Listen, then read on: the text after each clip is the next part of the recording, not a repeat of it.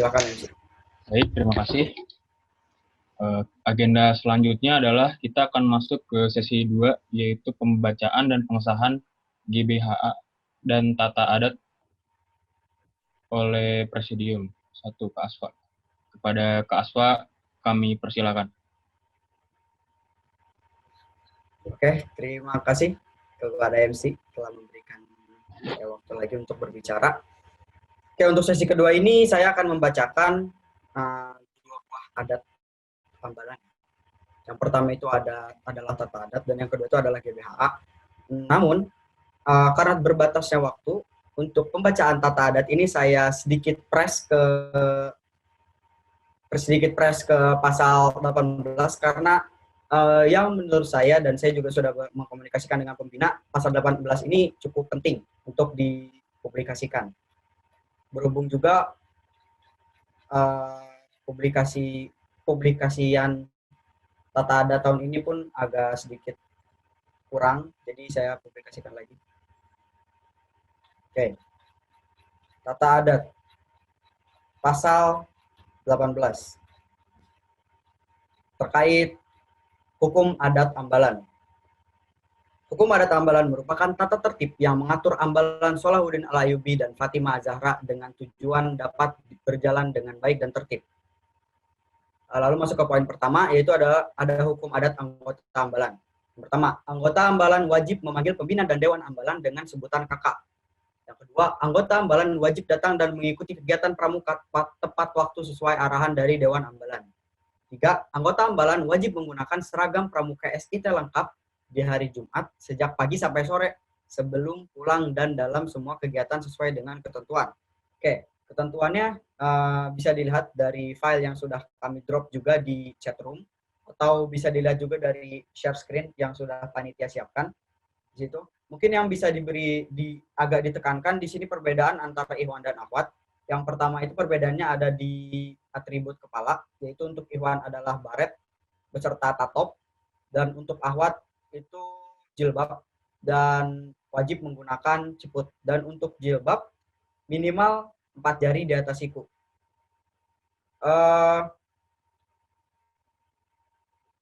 Itu yang berbeda. Sisanya insya Allah sama antara Ikhwan dan Akhwat, kecuali pakaian-pakaian formal antara putra dan putri. Lanjut ke poin keempat. Anggota Ambalan wajib menjaga agar hasduk dan tidak dipakai tersentuh lantai atau tanah. Apabila menyentuh akan diikop. 5. Peletakan bed dimulai dari atas dengan satuan terbesar. Yang keenam, anggota Ambalan wajib menjaga kebersihan sekolah, lingkungan, dan tempat acara. Yang ketujuh, setiap anggota Ambalan diwajibkan untuk mengikuti kegiatan pramuka SIT dengan antusiasme yang tinggi. 8. Anggota Ambalan dilarang untuk membuat kegaduhan dan mengganggu jalannya kegiatan. 9. Anggota Ambalan diwajibkan untuk menjaga sopan santun kepada Dewan Ambalan. 10. Anggota Ambalan wajib menjaga adab terhadap lawan jenis. 11. Anggota Ambalan yang berhalangan hadir diwajibkan untuk menggunakan surat izin ketika berhalangan hadir yang ditandatangani oleh pembina dan koordinator pemangku adat dan diserahkan kepada kerani. 12. Sanksi yang dikenakan apabila melanggar hukum adat disesuaikan dengan pasal 29 tentang sanksi. 13. Anggota Ambalan tidak diperkenankan untuk meninggalkan sekitar area kegiatan tanpa izin dari Pradana. 14. Bagi anggota Ambalan yang tidak mengikuti kegiatan pramuka mingguan SMAIT tanpa izin akan mendapat peringatan dan hukuman. Apabila lebih dari 3 kali akan mendapat hukuman khusus dari pemangku adat. 15. Anggota Ambalan wajib menaati hukum adat pramuka SIT SMAIT Umul Puro Bogor tanpa terkecuali. 16. Hukum adat yang belum dicantumkan akan ditambah sewaktu-waktu apabila dibutuhkan tergantung pada situasi dan kondisi lapangan. Lanjut kita ke poin kedua dari pasal 18. Hukum adat Dewan Ambalan. Yang pertama, anggota Dewan Ambalan diwajibkan menjalankan 10 dasa dharma. Yang kedua, anggota Dewan Ambalan diwajibkan menjaga akhlak diri dan nama baik Dewan Ambalan dimanapun di luar gugus depan SMAIT Umul Puro Bogor. 13. Anggota Dewan Ambalan diwajibkan menjaga hubungan dengan lawan jenis di luar ataupun di dalam gugus depan SMAIT Umul Puro Bogor. 4. Sanksi apabila tidak menjaga hubungan dengan lawan jenis sebagai berikut. A. Apabila anggota Dewan Ambalan mendengar diwajibkan melaporkan kepada Pradana dan Pradana akan mengklarifikasi dengan yang bersangkutan. B. Apabila itu benar, maka akan mendapat surat peringatan dari Dewan Ambalan dan mendapat perhatian khusus. C. Apabila hal itu terulang kembali, maka akan mendapat surat pernyataan 1 dengan sepengetahuan pembina. D. Apabila melakukan kesalahan yang sama, maka akan membaca surat pernyataan keluar dalam keanggotaan Dewan Ambalan atas persetujuan pembina. Lanjut ke poin nomor 5. Anggota Dewan Ambalan diwajibkan menggunakan surat izin perizinan maksimal H-12 jam apabila tidak bisa mengikuti kegiatan, latihan, ataupun rapat. Yang keenam, sanksi apabila tidak mengikuti kegiatan latihan ataupun musyawarah ambalan sebagai berikut. A. Apabila tidak izin atau diwakilkan perizinannya dianggap alfa kecuali uzur syar'i. B. Apabila izin sudah sebanyak 3 kali dalam sebulan akan mendapat peringatan. C. Apabila izin sudah sebanyak 5 kali dalam sebulan akan mendapat peringatan keras. D. Apabila izin sebanyak 6 kali dalam sebulan akan membaca surat peringatan 1. E. Perhitungan perizinan berlaku selama 1 bulan. F. Perhitungan surat peringatan berlaku kelipatan apabila mencapai surat peringatan ketiga masuk surat peringatan keras dan setelah itu akan membaca surat pernyataan keluar dalam keanggotaan Dewan Ambalan atas persetujuan pembina. G. Jika telat tanpa alasan syar'i diberi ikop berupa jongkok selama 5 menit. H. Jika tidak hadir tanpa alasan syar'i, maka akan dikenakan sanksi berupa membersihkan ruang ambalan. Mungkin cukup untuk pembacaan tata adat yang tadi sudah saya sampaikan bahwa saya press karena pasal 18 ini yang saya dan pembina pertimbangkan cukup penting untuk diberitahukan. Kemudian di sini ada pasal 29 terkait sanksi yang tadi sempat dibacakan juga, itu untuk para peserta musyawarah atau anggota musyawarah. Itu bisa dilihat sendiri di pasal 29 terkait sanksinya. Oke, mungkin cukup untuk tata adat. Kita lanjut ke GBH. Silakan untuk di-share GBH. Oke, bismillah. Garis besar haluan ambalan tahun 2019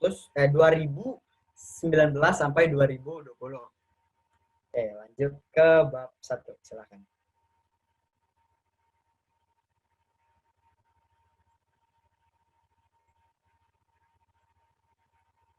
Oke. Bismillahirrahmanirrahim. Bab 1. Penyusunan nama dan pengesahan. Pasal 1 tentang penyusunan. Garis besar haluan ambalan Gerakan Pramuka nomor kodok 06-215 dan 06-216 ambalan SMIT UKI, SMIT ambalan Salahuddin Al-Ayyubi dan Fatimah Az-Zahra pangkalan SMIT Ummul Qura Bogor disusun pada tanggal 7 November 2019 sampai 19 Agustus tahun 2020. Pasal 2 tentang nama. Garis besar haluan ambalan Gerakan Pramuka nomor kodok 06-215 dan 06-216 ambalan Salahuddin Al-Ayyubi dan Fatimah Az-Zahra pangkalan SMIT Ummul Qura Bogor yang selanjutnya disingkat dengan GBHA. Pasal 3 terkait pengesahan. Garis besar haluan ambalan Gerakan Pramuka kodok 06-215 dan 06-216 ambalan Salahuddin Al-Ayyubi dan Fatimah Az-Zahra pangkalan SMIT Ummul Qura Bogor yang selanjutnya disetujui dan disahkan pada musyawarah ambalan pada hari ini, insya Allah. Lanjut ke bab 2, tujuan dan ruang lingkup. Pasal 4, terkait tujuan. GBH disusun dengan tujuan untuk 1. Memberikan kejelasan bagi para anggota pramuka penegak dan Dewan Ambalan tentang tugas, fungsi, serta kedudukannya dalam melaksanakan tugas dan kewajiban. 2. Memberikan panduan bagi kelancaran jalannya kegiatan kepramukaan di ambalan Salahuddin Al-Ayyubi dan Fatimah Az-Zahra. 3. Memberikan pedoman pelaksanaan kegiatan ambalan yang mencangkup tata tertib anggota, tata cara pemilihan Dewan Ambalan, serta sanksi-sanksi yang terdapat dalam struktur organisasi Dewan Ambalan. Pasal 5. Terkait ruang lingkup. GBHA disusun, disahkan, dan dilaksanakan dalam ruang lingkup ambalan Salahuddin Al-Ayyubi dan Fatimah Az-Zahra pangkalan SMIT Ummul Qura Bogor dan wajib dipatuhi oleh anggotanya. Next ke bab 3. Ambalan, nama, tempat kedudukan, dan keanggotaan. Pasal 6. Terkait ambalan. Ambalan adalah suatu istilah yang digunakan bagi satuan gerakan kepramukaan di tingkat penegak yang beranggotakan para pramuka penegak dan berpangkalan di sekolah menengah atas yang sistem pembinaannya merupakan satuan terpisah antara ambalan putra dan putri. Pasal 7 terkait nama. Nama ambalan Gerakan Pramuka di SMIT Ummul Qura Bogor adalah Salahuddin Al-Ayyubi dan bagi yang putri bagi ambalan putra dan bagi yang putri namanya adalah Fatimah Az-Zahra. Pasal 8, terkait tempat kedudukan dan keanggotaan Ambalan. Ambalan Salahuddin Ayyubi dan Fatimah Zahra bertempat di SMA ITB Ummul Qura Bogor dan beranggotakan seluruh siswa-siswi SMA ITB Ummul Qura Bogor sebagai anggota pramuka penegak. Lanjut ke bab 4. Dewan Ambalan, nama DA atau Dewan Ambalan, tempat kedudukan. Pasal 9 terkait Dewan Ambalan. Dewan Ambalan adalah satu istilah yang digunakan untuk satuan kepengurusan dalam gerakan kepramukaan di tingkat penegak yang untuk selanjutnya akan disingkat dengan DA. Pasal 10, nama. Nama Dewan Ambalan di Gudep 06-215 dan 06-216 Pangkalan SMA ITB Ummul Qura Bogor adalah DA atau Dewan Ambalan Salahuddin Ayyubi dan DA Fatimah Zahra. Pasal 4, tempat kedudukan. Gudep 06-215 atau dan Gudep nomor Gudep 06-216 Pangkalan SMA ITB Ummul Qura Bogor yang bertempat di Jalan Boulevard Raya, Kayu Manis, Tanah Sareal, Kota Bogor, Jawa Barat dengan nomor pos 16169. Next kita ke bab 5. Struktur kepengurusan, tugas dan wewenang DA. Pasal 12, struktur kepengurusan. Pengurus DA Salahuddin Ayyubi dan Fatimah Az-Zahra dipimpin oleh seorang ketua putra dan putri yang dikenal sebagai sebutan pradana dan dibantu oleh beberapa orang anggotanya antara lain yaitu sekretaris atau kerani beserta stafnya, bendahara juru uang beserta stafnya, tuanku adat atau PA beserta stafnya, dan dilengkapi dengan beberapa bidang antara lain yaitu bidang operasional, teknik kepramukaan, pengabdi masyarakat, dan hubungan masyarakat. Oke, untuk struktur kepengurusan sudah kami buat menjadi bagan-bagan seperti ini yang bisa dilihat di share screen Zoom. Tuh, oke. Kita lanjut ke bab 6. Wewenang, tugas, dan tanggung jawab Dewan Ambalan. Pasal 13 tentang Dewan Kehormatan. Dewan Kehormatan Ambalan Salahuddin Al-Ayyubi Fatimah Zahra. Poin 1. Dewan Kehormatan adalah pradana, kerani, juru uang, dan pemangku adat. 2. Menjalankan organisasi sesuai dengan anggaran dasar dan anggaran rumah tangga gerakan pramuka serta garis besar haluan Ambalan. 3. Menyelenggarakan forum organisasi dengan kewenangan masing-masing. 4. Berkoordinasi dengan ketua divisi untuk menentukan program kerja yang akan dilaksanakan dalam kurun waktu 1 periode kepengurusan. 5. Selalu berkonsultasi dan berkoordinasi dengan pembina demi kelancaran kegiatan. 6. Yang terakhir, mempertanggungjawabkan kepengurusan di akhir masa jabatan pada pembina dan anggota Ambalan pada saat musyawarah Ambalan. Nah, seperti ini. Next, pasal 14 terkait pradana. Pradana mempunyai tugas dan tanggung jawab untuk 1. sebagai motivator dan motor penggerak organisasi. 2. Memimpin dan mengelola DA dengan kaedah serta norma-norma yang berlaku. 3. Berkoordinasi dengan pengurus DA yang lain untuk memajukan serta menghidupkan organisasi. 4. Menciptakan suasana harmonis dalam organisasi. 5. Menyusun program kerja bersama pengurus DA yang lain. 6. Melakukan pengawasan serta evaluasi terhadap kinerja pengurus DA. 7. Mewakili DA sebagai andalan DA. 8. Mengadakan hubungan harmonis dengan Dewan Ambalan, pangkalan lain, dan instansi-instansi lain demi terlaksananya tujuan organisasi. 6. Mempertanggungjawabkan kepengurusan kepada pembina dan anggota Ambalan di akhir masa kepengurusan pada saat musyawarah Ambalan. Pasal 16 terkait kerani. Kepala sekretaris atau kerani mempunyai tugas dan tanggung jawab untuk 1. Mengadakan kelengkapan administrasi organisasi. 2. Menyelenggarakan dan menata administrasi secara lengkap dan tertib atas semua yang berkaitan dengan perjanjian atau surat menyurat. 3. Mencatat serta mengagendakan segala jadwal kegiatan, hasil, dan keputusan rapat. 4. Bertindak sebagai kepala administrasi. 5. Mewakili pradana apabila mereka sedang berhalangan. 6. Memiliki staf dalam melaksanakan administrasi. 7. Bertanggung jawab pada pradana. Pasal 17. Juru uang. Bendahara atau juru uang mempunyai tugas dan tanggung jawab untuk 1. Mengatur perputaran RDA keuangan organisasi. 2.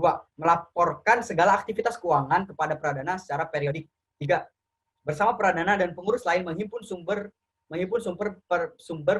pendanaan organisasi.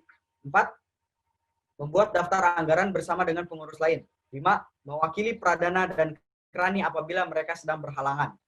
6. Memiliki staf dan membantu melaksanakan tugas di ruang. 7. Bertanggung jawab kepada Pradana. Pasal 18 tentang pemangku adat. Pemangku adat mempunyai tugas dan tanggung jawab untuk 1. Merawat dan memelihara pusaka adat dan tanda atau lambang ambalan serta kelengkapan ambalan. 2. Bersama Dewan Kehormatan mengadakan pengawasan atas pelaksanaan serta penerapan adat ambalan. 3. Bersama Dewan Kehormatan menentukan, mengatur, dan menegakkan sanksi organisasi bagi para anggota yang melanggar ketentuan adat ambalan. 4. Menjadi mediator dalam media acara yang diadakan oleh ambalan atau Dewan Ambalan. 5. Bersama Pradana memajukan organisasi. 6. Bersama Pradana selalu mengadakan konsultasi dan koordinasi dengan pembina ambalan. 7. Memiliki staf dalam membantu melaksanakan tugas pemangku adat. 8. Bertanggung jawab kepada pembina. Pasal 19. Divisi bidang operasional. Divisi bidang operasional mempunyai tugas dan tanggung jawab untuk 1. Mengagendakan kegiatan pengkaderan DA secara rinci dan terarah. 2. Menyusun jadwal materi latihan rutin Dewan Ambalan. 3. Mempersiapkan kontingen untuk kegiatan partisipasi. 4. Bertanggung jawab terhadap pembentukan sangga kerja. 5. Bertanggung jawab terhadap pembentukan pasukan khusus. 6. Berkoordinasi dengan Pradana dalam melaksanakan kegiatan ambalan. 7. Bertanggung jawab kepada Pradana. Yang terakhir, 7. Bertanggung jawab kepada Pradana. Pasal 20. Divisi Teknik Kepramukaan. Divisi Teknik Kepramukaan mempunyai tugas dan tanggung jawab untuk 1. Mengelola kegiatan pramuka mingguan. 2. Berkoordinasi dengan divisi bidang operasional dalam pengolahan sangga kerja dan pasukan khusus ambalan. 3. Berkoordinasi dengan Pradana dalam melaksanakan kegiatan ambalan. 4. Bertanggung jawab kepada Pradana. Next, pasal 21. Divisi Pengabdi Masyarakat mempunyai tugas dan tanggung jawab untuk 1. Mengelola kegiatan yang bersifat bakti masyarakat. 2. Berinisiatif dalam menggalang bantuan di setiap bencana. 3. Berkoordinasi dengan Pradana dalam melaksanakan kegiatan ambalan. 4. Bertanggung jawab kepada Pradana. Pasal 22. Divisi Hubungan Masyarakat mempunyai tugas dan tanggung jawab untuk 1. Mempublikasikan ambalan ke sosial media. 2. Mempublikasikan berita umum dan kegiatan kepramukaan di sosial media dan mading ambalan. 3. Menjalankan akun sosial seperti YouTube, Twitter, dan website milik ambalan. 4. Berkoordinasi dengan Pradana dalam melaksanakan kegiatan ambalan. 5. Bertanggung jawab kepada Pradana. Lanjut ke pasal 7. Tata cara pemilihan Pradana dan pemangku adat. Tata cara pemilihan Pradana, pemangku adat, dan pengurus DA. Pasal 23. Tata cara pemilihan Pradana dan pemangku adat. Pemilihan pengurusan DA Salahuddin Ayyubi dan Fatimah Zahra melalui musyawarah mufakat dalam musyawarah ambalan dan mendapat persetujuan dari Dewan Kesiswaan sekolah. Berikut tata caranya. Nomor 1, poin pertama. Calon Pradana mendaftarkan diri sebagai calon Pradana atau dipilih. 2. Calon Pradana mengikuti seleksi ambalan, yaitu seleksi wawancara dan tes kepramukaan. 3. Berdasarkan hasil tes, maka dipilih 4 orang calon Dewan Ambalan sebagai bakal calon Pradana dan calon pemangku adat. 4. Bakal calon Pradana dan pemangku adat melakukan wawancara dengan Dewan Kesiswaan serta mempresentasikan visi dan misi sebagai calon Pradana. 5. Berdasarkan hasil wawancara, Dewan Kesiswaan menetapkan calon Pradana dan calon pemangku adat. Calon Pradana dan pemangku adat berorasi di depan seluruh anggota ambalan saat latihan pramuka mingguan, seperti di saat musyawarah sangga yang dilakukan Sabtu kemarin. 7. Anggota ambalan melakukan musyawarah sangga untuk memilih Pradana dan pemangku adat. 8. Hasil suara akan dimusyawarahkan kembali saat musyawarah ambalan. Dan yang terakhir, calon Pradana dan pemangku adat yang terpilih dimusyawarahkan kepada Dewan Kesiswaan. Pasal 24 terkait tata cara pemilihan pengurusan Dewan Ambalan. 1. Anggota ambalan terdaftar sebagai calon Dewan Ambalan. 2. Calon pengurus Dewan Ambalan mengikuti seleksi ambalan, yaitu seleksi wawancara dan tes kepramukaan.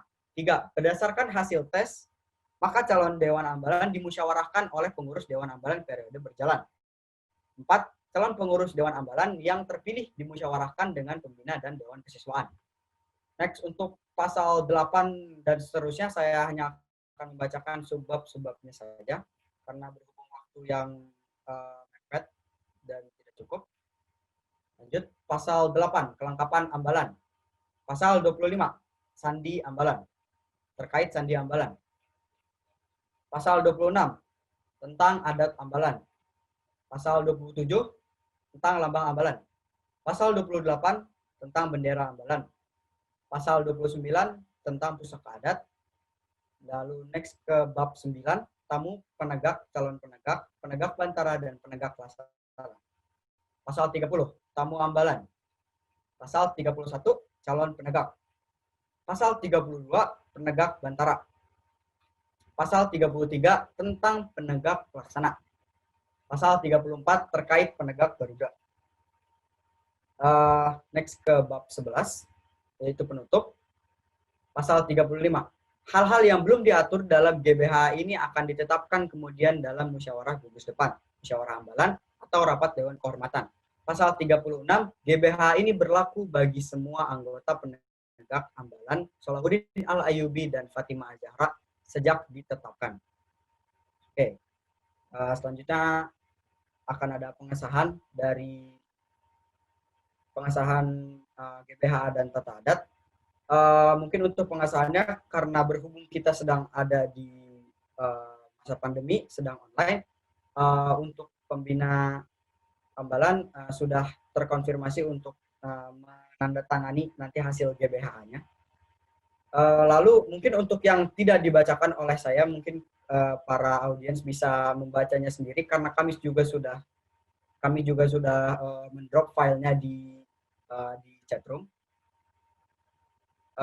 Mungkin cukup untuk sesi kedua, tidak ada sesi tanya jawab karena kami sudah melakukan beberapa kali revisi terkait GBHA ini dengan pembina, yang insya Allah GBHA ini sudah mulai dimengerti, sudah mudah untuk dimengerti, dan insya Allah tidak ada kesalahan. Mungkin hanya ada kesalahan sedikit-sedikit yang nanti masih bisa diubah untuk kedepannya di next pertemuan. Kita mungkin cukup untuk sesi kedua.